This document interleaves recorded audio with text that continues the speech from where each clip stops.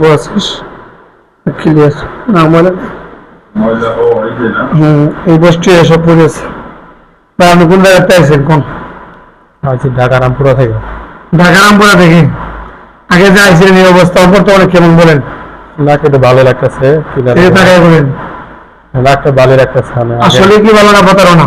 না ভালোই। আগে আপনার কেমন লাগবে এখন কেমন লাগে একটু বলেন তো দেখি। আগে নাক বন্ধ থাকতো, কেউ নিঃশ্বাস নিতে পারতাম না। নাক বন্ধ থাকতো, নিঃশ্বাস নিতে পারতেন না, নিঃশ্বাস নিতে পারেন? ব্যথা ব্যথা করতো মাথা?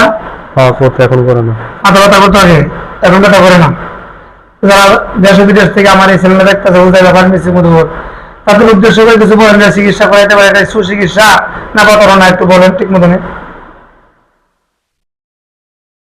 ব্যথা করে। হ্যাঁ, এটা কি সমস্যা নাম করাইতে পারে? ঠিক আছে না এখন ঠিক আছে। ঠিক আছে, এরকম দোকান পাঁচ নেই তো না, যে কথা বলছি আপনাদের সেই কথা অনুযায়ী কাজ করছি ইনশাআল্লাহ।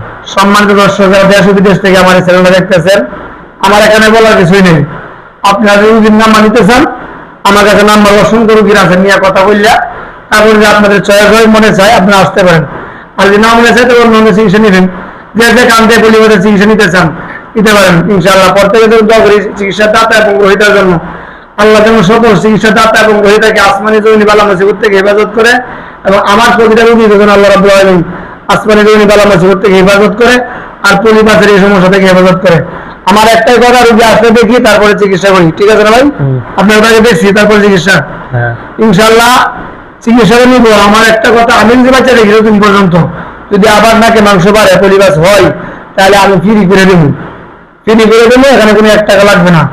আমি এই কথা বলে নিন যে আজকের মধ্যে আমার ঠিকানা গাবতলী এবং সাভারের মাঝে হেমায়তপুর, হেমায়তপুর থেকে হারুলিয়া। এখানে আসলে আমার পাইবেন।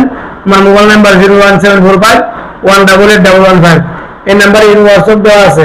বা একদিন নাকের ময়লা বেড়ে গেছে, টান দিয়েছিলাম, কিছুই নাই, মাত্র দেন মোটামুটি ভালো না আপনি? ঠিক আছে তো? আজকে আমাদের এখানে আসসালামু আলাইকুম ওয়া রাহমাতুল্লাহ।